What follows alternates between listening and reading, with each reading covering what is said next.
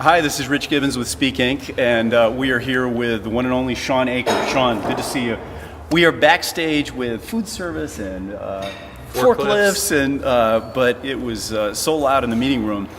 Shawn is about to deliver a keynote to one of our biggest and best tech customers, and for those out there in the interwebs that are not familiar with Shawn, author of The Happiness Advantage, New York Times bestseller.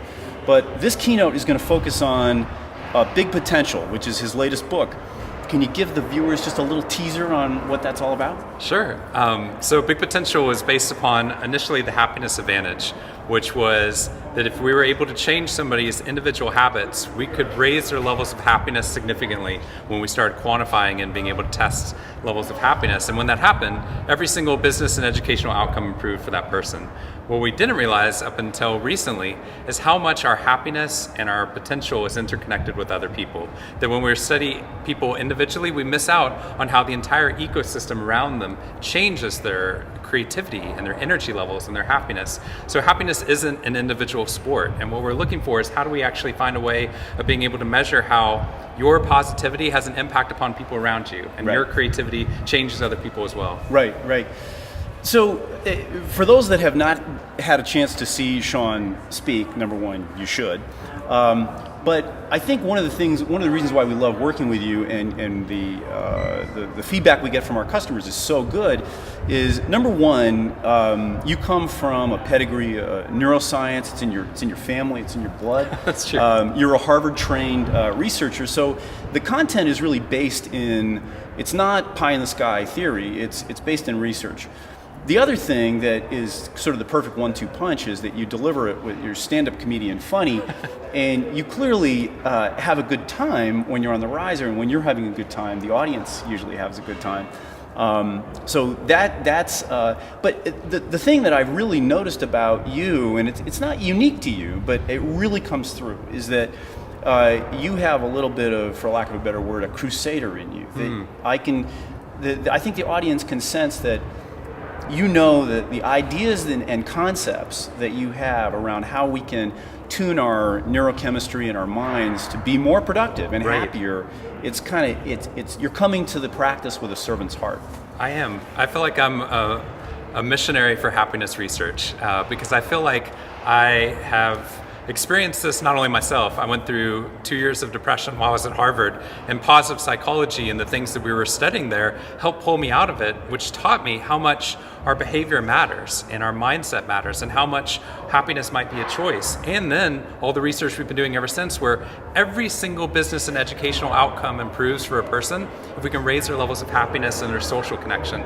So for me, I want people to realize that change is possible, that happiness can be a choice, and that we're interconnected with other people. So I love going out to companies and to schools. We're working on all the schools in Flint, Michigan right now, and really trying to get this information out so that people realize what they can do to change, and that they walk away not just hearing that there's research out there, this pie in the sky like you're talking about, that they know very specific practical things they can do with their teams and with their families that we know based upon all this research has dramatic impacts upon them. Yes. Last question, and I got to get Shawn in there. I think I've got 2 minutes left, but one of the things that you're really emphatic about is that we just sort of left to our own devices and passively, our brains are sort of soaking in this cauldron of negative news and depressing information that we're constantly deluging our gray matter with. I happen to live in a bit of a news and media vacuum, but that's problematic too, because you kind of need to know what's going on in the world. Any tips or tricks for us on how we can optimize taking in news and information, but not bathe in negativity? So I think it's important for us to create rational optimism, which is we don't have a blind eye to the negative or the weaknesses in the world. We need to be able to start with realism, but maintain the belief that my behavior will matter if linked to the right people.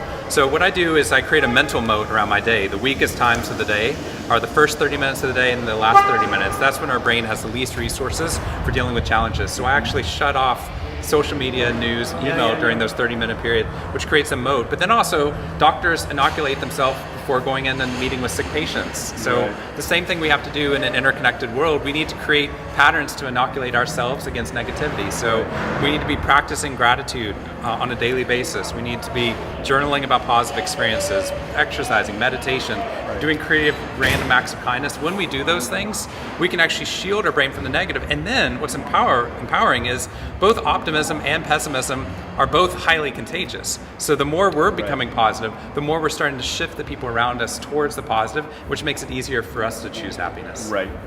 Excellent. Well, thank you for taking the time. If you're looking for a compelling keynote with immediate, actionable, incredibly important work, who delivers it in an incredibly funny and entertaining way, that's your guy.